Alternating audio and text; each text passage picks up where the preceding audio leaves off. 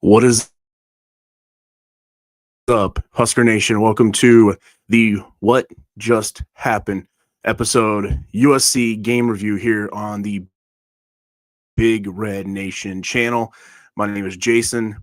Let's just go ahead and start off with the major breaking news that came down this afternoon. Dylan Raiola will be out for the rest of the season. Apparently, now I guess officially from the University of Nebraska, they just say lower leg injury. Pete, I think it was Pete Thamel that broke this. Said it's a broken fibula. I've also heard people talk about ankle sprain, maybe with the broken fibula or whatever. Regardless of what it actually is, it doesn't matter. Only thing that matters is that he's not going to be available the rest of the season, which is a pretty big blow. That's a pretty big blow. And, just to kind of go ahead and put a little bit of a, I don't know, a cautionary note onto this. I know a few videos back, I made the whole comment on not necessarily liking the Dylan Raiola experience, if you will. And I just want to clarify if I didn't do it in that video. I still think Dylan is the best quarterback on this roster. Like, I still think Dylan himself is good. I just didn't like the experience of everything else that went around it. So I want to clarify on that because I don't want people thinking that I'm kind of sounding hypocritical now whenever I'm saying this changes a lot the rest of the season. The rest of the season now looks very different. And doesn't necessarily have to be very different in a bad way. I think what we saw from TJ Lateef at the end of last night's game is going to be different than the TJ Lateef we could see in the next 3 games. The next 3 games, you've got time now to, because with TJ, I think our offense is not super different, but a good chunk different than an offense with Dylan Raiola as your starting quarterback. So now, not only does he have time to work with the guys, the rest of the first teamers, second teamers. So now timing can be better, work on some chemistry things. But I think mentally he can be more ready. And the offense has a chance to practice some of the things that he's going to bring to the table that's very different from Dylan. But this is a pretty big blow. This sucks. Because, like I said, we can say all the different things of, what the flaws of Dylan are, and we can go through all those things. But at the end of the day, he's still one of the top quarterbacks in the nation. And he's probably our best chance at quarterback to win a game right now. Now, will TJ become a great quarterback in the future? Yes, I think so. I think he's got a lot of talent. He's got a little moxie to him. And he's been learning under Dylan on how to do a lot of the things that Dylan does well, like reading defenses and being able to check and call plays on the field, stuff like that. The obviously clear differences, TJ's way more mobile, a little bit more of an athlete. And we'll see if he gets a chance to showcase that in these next 3 games. But yeah, so Dylan Raiola now out for the rest of the year. Huge blow. Interested to see what Matt Rule has to say, if he's got any update on Elijah Pritchett, because we all know he also left the game with an injury. Last night looked to be maybe something similar. Somebody kind of rolled up on the back of his leg as well. So hopefully better news with Elijah. Because if we're now down to our 4th and 5th string tackles, it's going to be rough too, especially on an offensive line that already struggled with your first and second string. So let's hope and pray for some good news tomorrow, hopefully on an update of Elijah Pritchett. But yeah, let's go ahead and dive into this game. And I'm just gonna kind of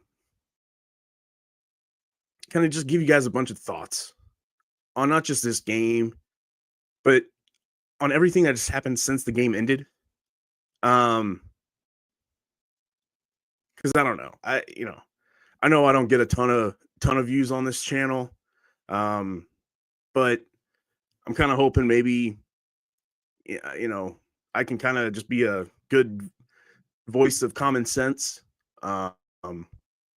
and reason, and hopefully this kind of can float around and get to some people, and maybe they can start sharing it with other people and sharing it with other people about some things. I'm not going to dive into the stats. I'm not really going to go play by play, because there was one, in all honesty, in my mind, there was one thing that happened in this game that kept us from winning the game: Dylan's injury. And then what really compounded that was Elijah Pritchett's injury and being out for the rest of the game. But the main thing was Dylan's, because in a snap of a finger, everything changed about that game. And it's not just Dylan himself and what his talents are and what he brings to the table, okay? It's not just that. It's now what that does and how that affects the rest of the team and the coaches. Game plan out the door. Especially whenever you have two quarterbacks that are so different in what their skill set is. Especially whenever you have one that is a true freshman. And then now, not only and it's not just affecting the offense, right? Now on the offense, you got a bunch of guys that are trying to figure this out, haven't really worked with TJ before, trying to get down his cadence, all this stuff. And TJ definitely looked like a deer in the headlights.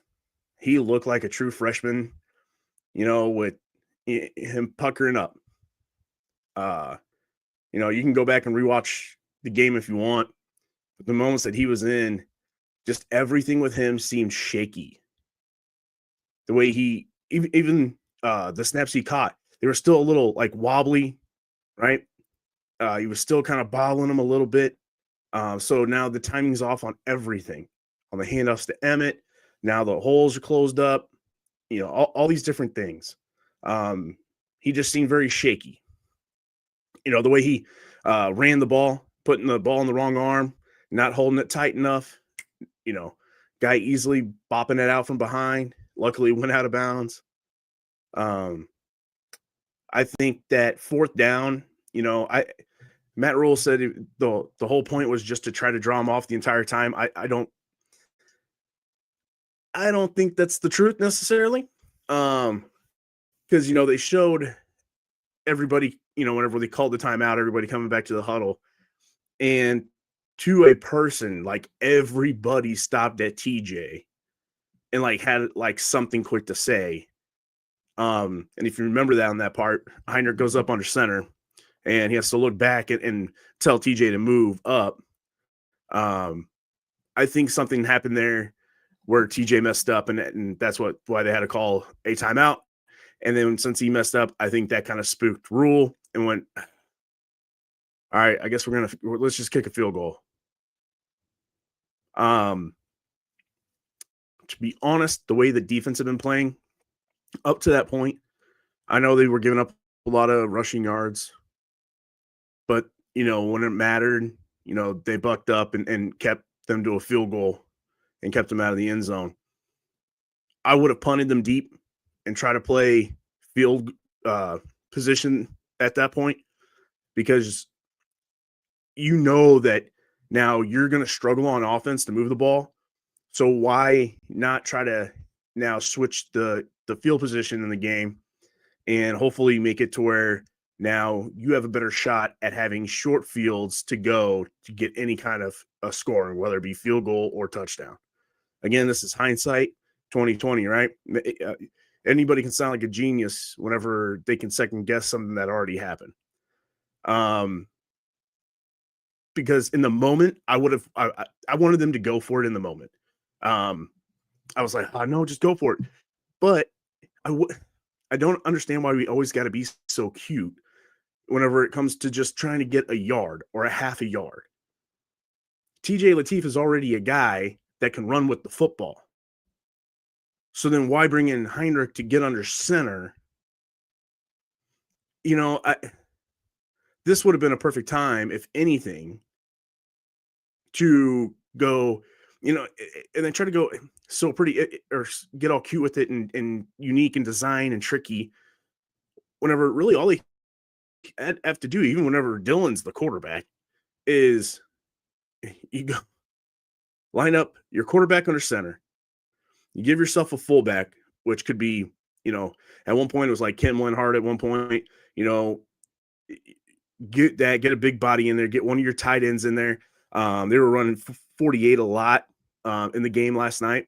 So put 48 in there, put 44 back there, and then put Heinrich as your running back, or Emmett, or do 48, 10, and then 21, and hand it off to one of those guys. But you don't know. You send one up the A gap, one to the B gap, and then you have your running back probably going to follow either one of those guys, depending on where the hole is.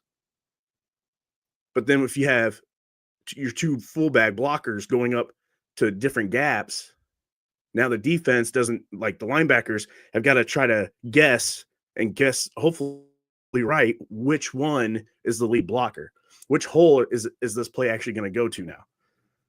But instead, we try to get all cute and have Heinrich go up under center for whatever reason and get no push behind him. It's hard to do a tush push whenever you put nobody behind the quarterback to push the tush. But in all honesty, I thought the way that they came out was amazing. I loved the play calling and the game plan from the jump. And, I don't think they ever really got too far away from it like we have in the past. We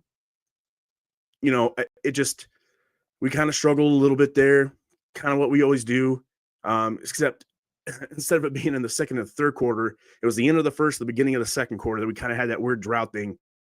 And then it was very important that we got those points right before half because we were going to get the ball back at the beginning of the second half. It just needed to be a drive that we should have really tried to capitalize on. That first drive of the third quarter should have mimicked the first drive of the first quarter, and it didn't. But started getting that mojo going again. Andrew Marshall got that great interception. And then we had a short field. If Dylan doesn't get hurt there, I think hands down, we probably go into score on that drive. And now it's 21-6. And then, you know what? The way our defense was defending their pass, they probably don't feel like they can just run the ball anymore. And they've really got to start passing. And the way our defense was defending their pass, and even the pass rush that we were getting in on Maeva, I think was good. I think we start pulling away in that game. Now, do we blow them out? No. I think they're a little too good for that. But I believe that we would have made it just a big enough lead that I think we would have stayed in the lead and won the game. But especially the way Emmett was running. Emmett was running the ball like a beast again. He now has over 1,000 yards on the season. And dude is playing like a first team All Big Ten running back for sure. He's earned himself some money. The blackout. I thought the blackout was awesome. Everything, all the production of that was just top notch. The crowd looked awesome on TV. The field looked amazing. The jerseys looked great. The tunnel walk video was awesome. It's kind of like they were doing like the Stranger Things, like it was like the Upside Down was taking control of Memorial Stadium and making it black. And then for them to come out to Back in Black for the Tunnel Walk music, I thought was really cool. Different, had the black balloons. The black balloons being released looked awesome on TV. And yeah, so that was awesome. Regardless of how this game went, I'm down for a yearly thing of one game a year. We do a blackout. I think it's really cool. It's something different. And I think it would be a cool new tradition for the modern age of Husker football. Of course, want to get the wins, but it doesn't always happen, and doesn't mean you should just stop doing them. Just because on the first try you lost, because especially in this one, again, like I said, something was out of control, like Dylan getting hurt like that and not being able to return. That just affects the whole thing. Which kind of gets me to, like I said, the point of just kind of what everything that's happened since then. Getting on social media and seeing what people are putting on X and complaining about the game and saying people should be fired. And, of course, it was going to happen where a lot of fans are like, oh, we gave Rule a extension for this. Like, it's one game. We're the way people are talking about this season and everything else. Like, we're 6-3. Like, we're 6-3. Why are we acting like we're 3? We didn't have people acting this upset about the season whenever we were 3-9 under Scott Frost. Instead, we kept saying, well, this is the best 3-9 team. No, there's no best 3-9 team. We're 6-3. Now, the rest of the season, who knows what's going to happen. It's unfortunate now we have to go to our backup quarterback that's a true freshman. But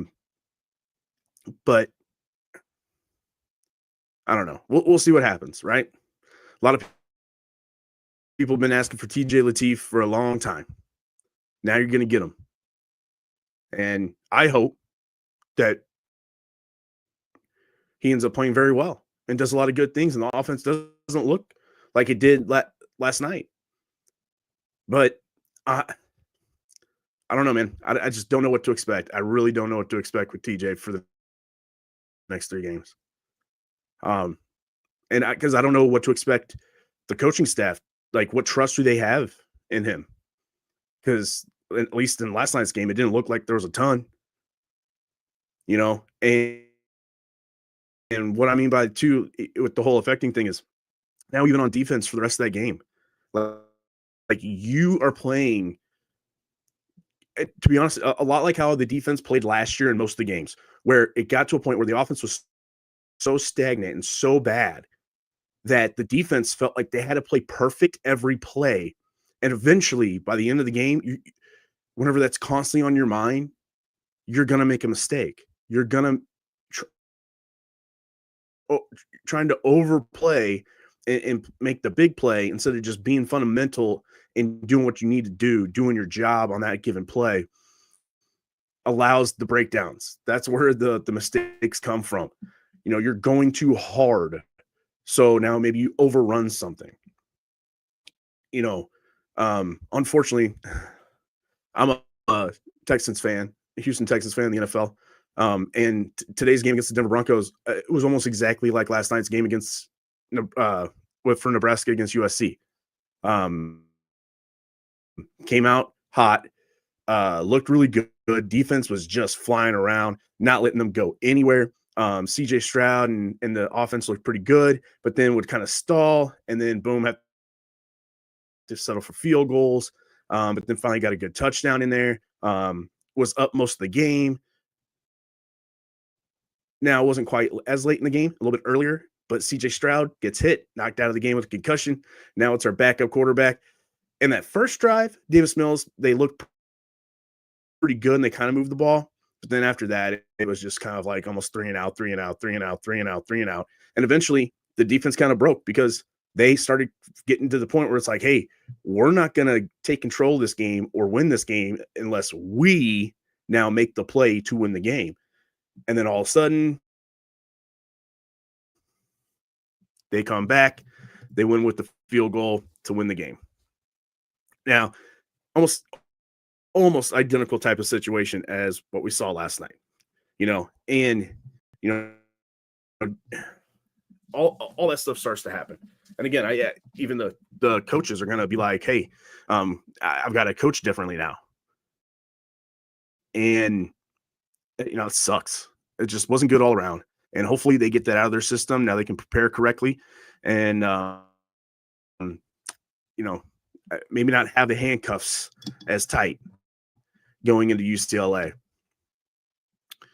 But yeah, again, I'm kind of all over the place, but a lot of things that I saw like on different podcasts and the call-in shows last night, and I don't know.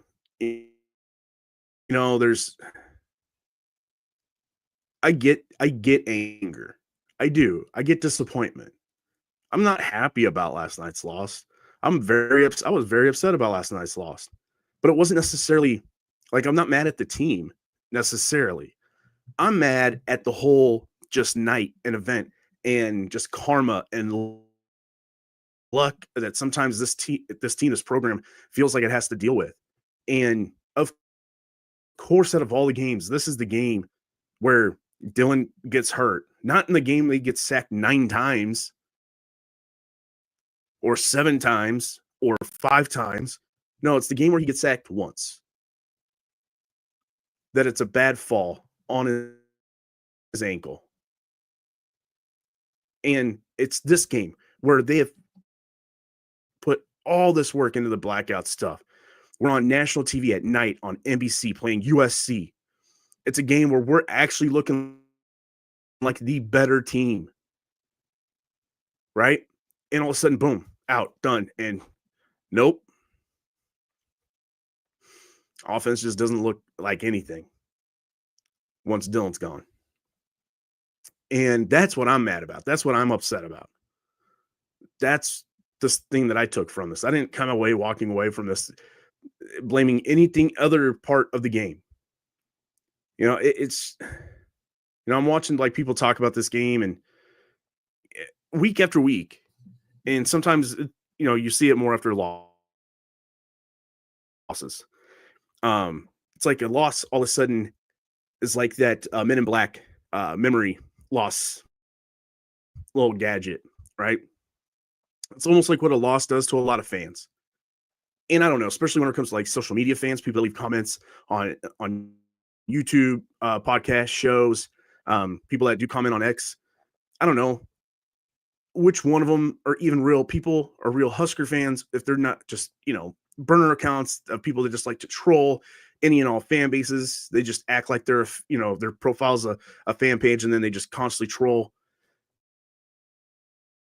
But it's like, they'll make comments about stuff and it's like, this isn't new. Like you haven't watched our games before, like, I don't know. It's just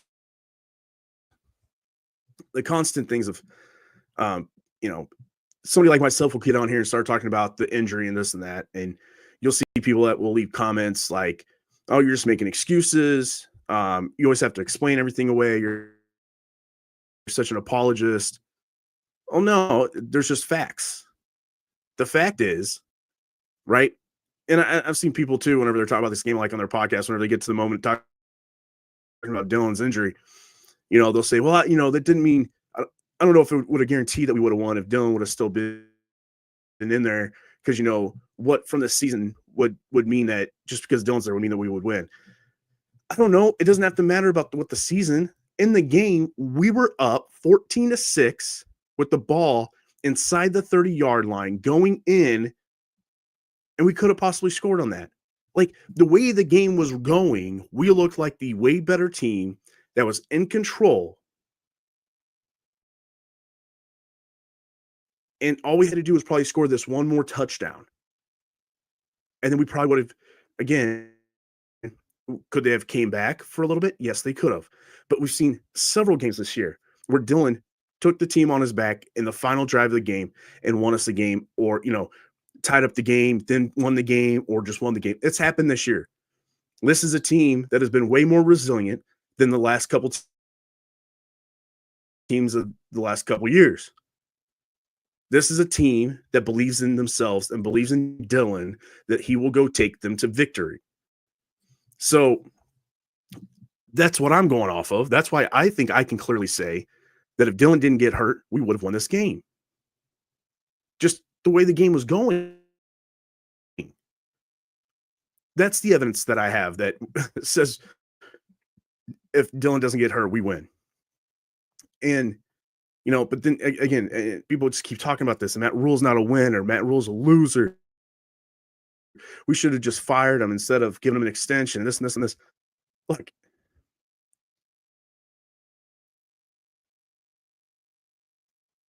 if we keep, and I'm probably just as guilty of this before the season, talking about the year 3 thing.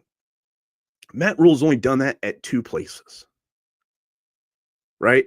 Like, whenever you sit back and really think about it, he's only done the year 3 jump at 2 other places. It's not like, he's done this at a low level D2 school, then a FCS school, and then a group of 5, and then, and it's like 3, 4, 5 different places that he's done this at. He's done it at Temple and Baylor. And those were both like way different circumstances than what it was here.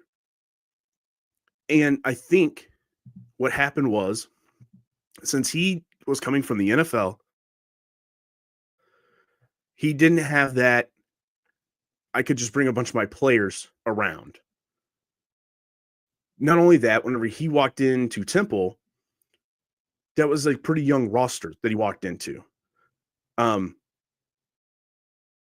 Whenever he walked into Baylor, he almost had to restart the whole roster because of the sanctions and everything else, and the scandal. A bunch of players left, so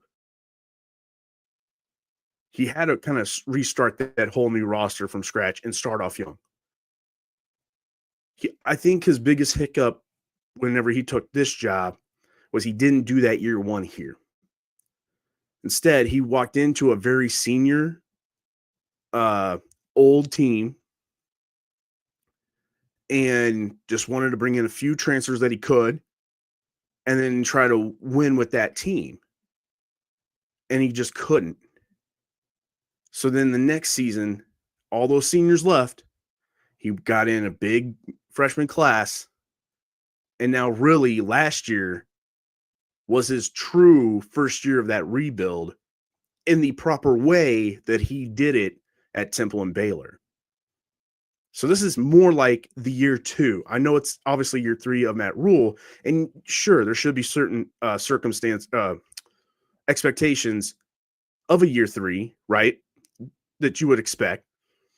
And I think we have kind of hit that. We've improved in a lot of different phases, but due to the fact that we are now so young because of last year's class and then this year's freshman class we have this year that have now really taken over the depth chart, we're dealing with a little bit of those growing pains that we would have felt in the actual year 1 and last year. Because think about it, guys, next year, especially on this offense, right, we'll have a junior Isaiah Hunter, a junior Dylan Raiola, a junior Ja'Cory Barney, a senior Emmett Johnson. And those are just the main starters on this offense, right?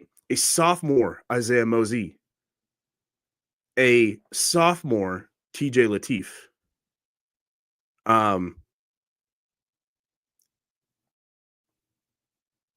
I can't remember off the top of my head right now what Luke Lindemeyer is. I think he's a sophomore or junior this year. So he's either a junior or senior next year, right? So a lot of guys come back. Elijah Pritchett will be a senior next year. Gunnar Gertula will be a junior next year. I believe Justin Evans will be a senior next year. Got to go replace the two guards. But all those backups now should be a year older. Hopefully, they're going to get developed. I've had my rant on here about that. So we'll see what happens at the end of the year with that situation. But hopefully in the background, they are being developed. On the defensive side of the ball, you have a lot of guys getting developed that are just starting to get some playing time. Rex Guthrie will be a sophomore. Donovan Jones will be a sophomore. Vincent Shavers will be a junior. Right? Riley Von Papa will be a junior. Williams Wineru will be a sophomore. Like, there are a lot of young guys right now on this team they're major contributors. That if you go back and look at year threes, at the two places that they had that huge jump, those were all juniors and senior years of his core guys that he didn't have this year, or that he didn't have in this situation, because he started off with such a old team, kind of run off, if you want to put it that way. So when you got to step back sometimes and just look at what the actual situation is of this program. I think the 2-year extension was warranted. I think he has definitely built up this program. Look at what they're looking at for 2027. I mean, all the crystal balls were coming in for a 4-star running back, Amir Brown. Huge, right? A lot of other great things were said by the recruits that were here last night about their visit, about the game. And these are all 5- and 4-star players for 2027. And that doesn't count the fact that we already have Trey Taylor, Torrey Pittman, who else? Matt Erickson, I think, right? So that's his name, the legacy kid.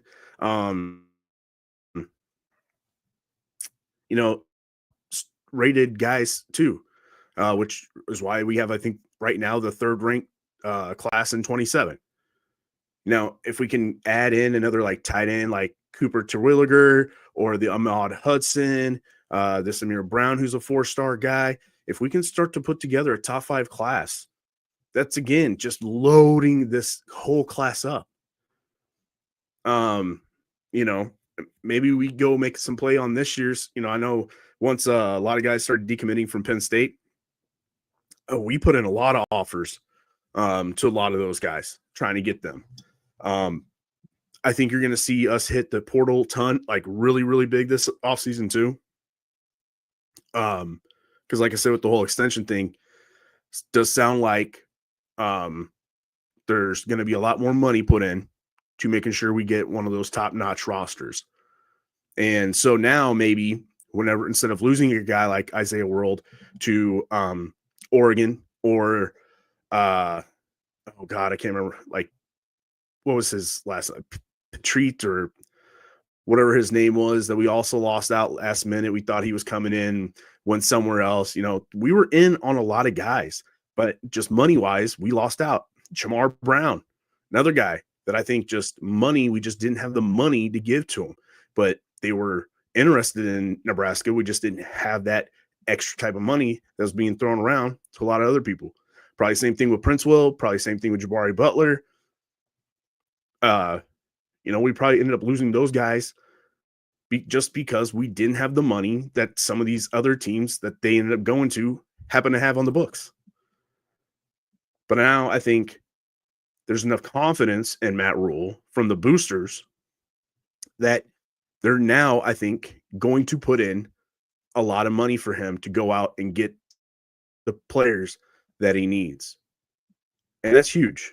So, get over the extension thing. All right. That's one thing that this fan base definitely does need to get over. Stop getting on other fans. Stop getting on everybody. Stop arguing over stupid things like blackouts, jerseys, him on his podcast, him on, you know what? That's what's putting Nebraska back in relevancy before we start winning, right? That's what he's trying to get Nebraska back in the national limelight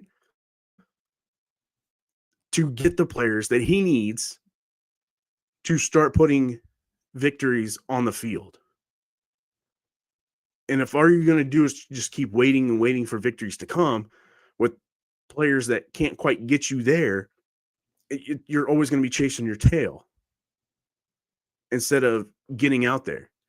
So what is he trying to do? He's trying to use his gift, which is getting out there and being very personable, being a great talker, being just, coming off as just a really good, fun person, and trying to win these people over by being charming and being out there and being cool, having a little bit of drip, right? A little bit of swag. I don't know. Maybe I hope I use drip right. But, but it's just the talk of just how we take this loss and just get so mad about this stuff. I mean, nobody needs to get fired. I think all the coaches, for the most part, have been doing pretty good. Like I said, the offensive line coach, we probably need to have a conversation with at the end of the year.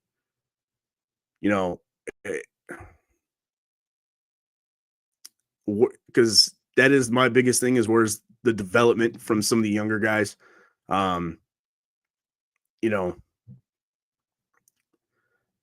know we're playing our fourth and fifth string tackle, and they held up pretty good for the rest of that game. But at the same time, like I said, there's not a younger guy that can be any better than somebody like a Turner Corcoran, who's working with 5 knee surgeries in his career. He's in year 8, in college. I don't know if I might be a little exaggerative there, but you know what I'm saying? Those things I still kind of have questions about.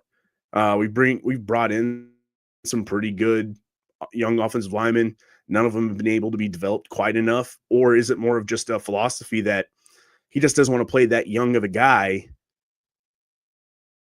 unless he absolutely has to? Because, he did play Gunner, right? Gunner as a redshirt freshman. So, but I guess he kind of had to at that point. So I don't know. I don't know what his philosophy is. I don't know where they're at there. I just think it could be a conversation by the end of the year. Because you can't have the games that they've had this year. Now, if we end up the rest of the year and we only average maybe 1 sack, so no sacks a game, maybe it's a little different conversation. Maybe then we don't have to have that conversation at the end of the year about Donovan Raiola. Maybe they just keep kind of rolling it. But we'll see, because I think what's going to be another kind of read between the lines thing with him would be, who do we get in the portal for offensive linemen to be put in? Can they go get one of those top-notch guys? This cycle of the portal, is there going to be a top offensive lineman, regardless if it's a guard, center, tackle, whatever, that is very sought after, right? Like in Isaiah World this past year, where everybody was trying to get him and ended up going to Oregon. Obviously, that's probably one of the top money guys. This year, if we have the money and we have that commitment from the boosters to go put the money in to get these type of guys, and they still choose somebody else, is that now because they don't like what they're hearing from Donovan Raiola and his coaching ability, his scheming, all that kind of stuff? Because then that could be a situation where, again, you might want to start moving on from, if he's the reason why certain top players won't come to the program, that could be a conversation where, okay, we might have to make a change. But if he's pulling in top guys and the money's right and we can plug and play him, then hey, no, keep him around. Let him keep going. Let him keep doing what he's doing. But that'll be, something to talk about towards the end of the year. Um, but yeah, I don't know. A lot of things, this game I had a really good feeling about, especially, um, you know, up 14-6, and Andrew Marshall gets that interception, and man, it felt really good. I was feeling pretty good, and to go from that to Dylan's injury to seeing just the offense have nothing to do, and just that playbook was just down to like 2 plays and could not move the ball, to now hearing Dylan's out for the rest of the year. It was quite the season changing game. And I don't think it's the season changing type of game that anybody saw coming. Um, but hey, everybody, let's just keep the faith, uh, keep supporting, keep being the best fans in all of college football.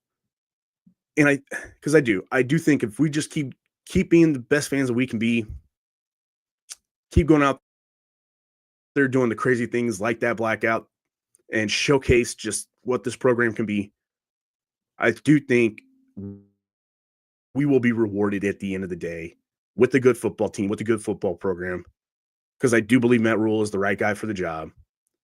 Um, I just think that even though we want to keep saying it's year 3 and all this other stuff, I just think we're a year behind. And I think next year could be that year where they really make a jump, because we're finally going to get old.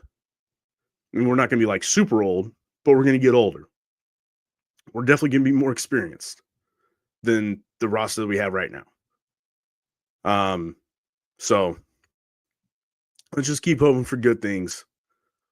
We don't need to start attacking each other. But at the same time, I will say this: if you're part of the Husker media, maybe don't get on social media and start saying how things are a waste of time.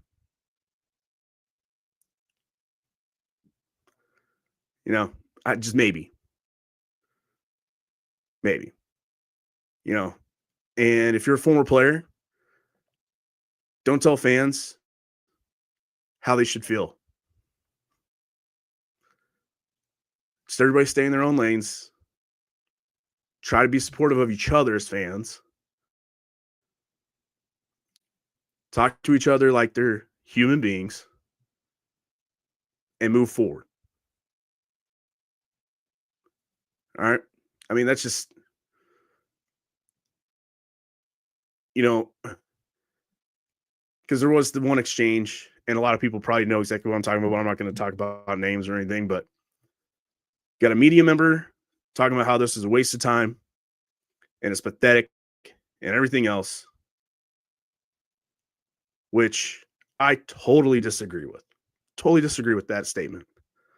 But then you have a former player respond to it by saying, roughly, and how many of those games did you play in? And I hate that statement even more, because it's not just with Husker football. I see this all the time with almost anything now. Any type of sporting thing, or in pro wrestling, all this stuff. If you critique it, but you had never done it, it's like you can't have an opinion on it. Well, no, that's not how things work. If I'm a fan and I watch, I can give off my emotion and my opinion, and they are valid. And sometimes they're good opinions. Maybe they're good takes. It doesn't mean that just because I haven't been there, done that I can't speak on it or share my opinion. Like, I hate that. I absolutely hate that. Okay. That's why people get in, people love the thing maybe, and they want to be a part of it. So they either were born with the talent and size and everything else, so then they do one way, Or maybe they love it so much, but they weren't born with the size or the talent, but they still really love this thing so much. So they try to get in it this way, whether it be coaches.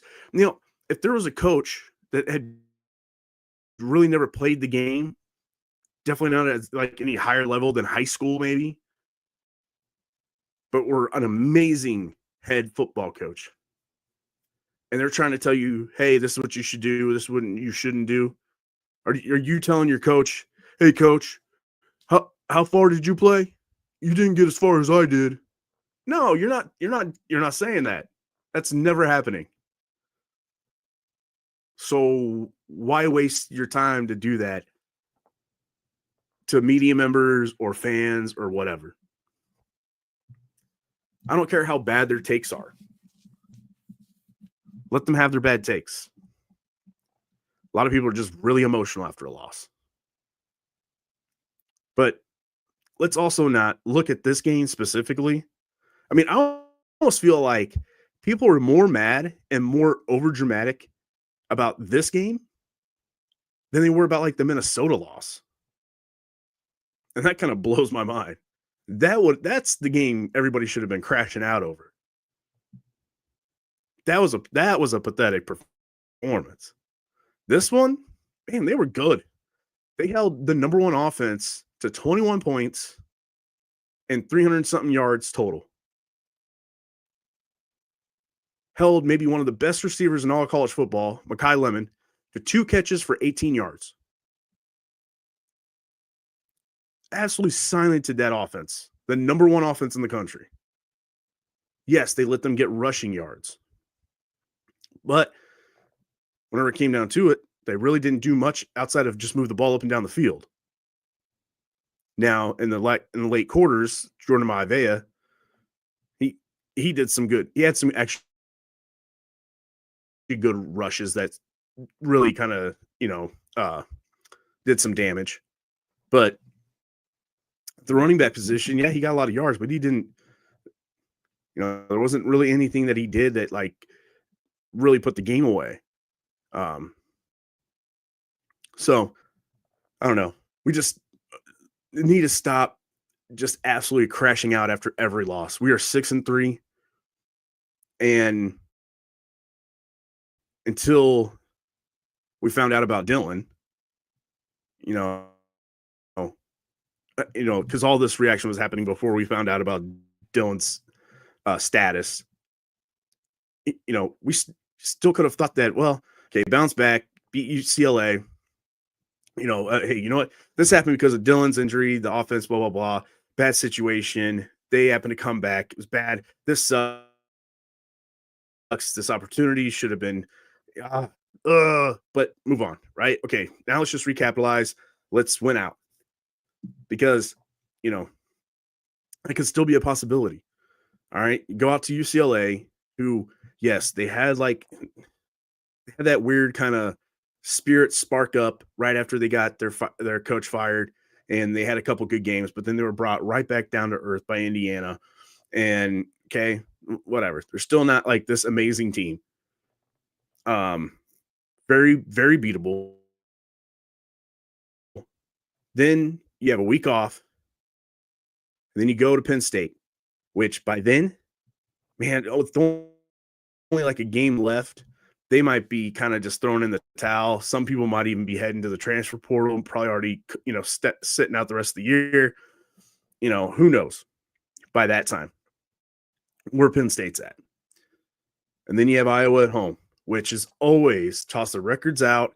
It's going to be a 3-point game, knockdown, drag out style game, and boom, we could win it. And then you're 9-3. If you lose any of those, you're 8-4. Still way better than 6-6 last year. And then, of course, 7-6 after we won the bowl game. So it's not like, but then we're acting like we're, again, like 2-8 right now. And that's not the case. We're 6-3. So again, let's just get refocused as a fan base. Stop being shitty to each other. Stop trying to tell fans how to fan. And just you know, have your pity party or whatever you want to do, swallow in your, your misery, whatever, get over it like we all do. Cause by Wednesday, Thursday, everybody's going to be over it again and pumped and ready to watch that game on Saturday. So why waste our time kind of like being shitty to each other?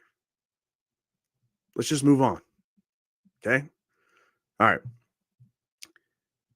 Don't know when I'm going to have time to do a preview show for UCLA. Very long week of work. So if I do one, it's probably going to be very late at night. I'll probably do a very short one.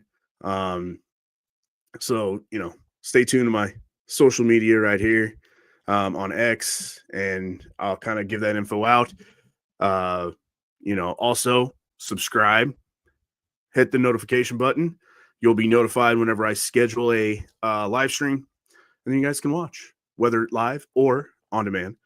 Leave some comments down below. What do you guys think about what Dylan's injury can mean for the rest of this year? Are you guys excited to see what TJ Latif can do? Are you excited to see what kind of different offense this kind of turns into the next 3 weeks? Let me know. Leave them comments, hit the like button, share this video, share with people, anybody, be great. Get some new viewers in here. But until then, guys, like always, go Big Red.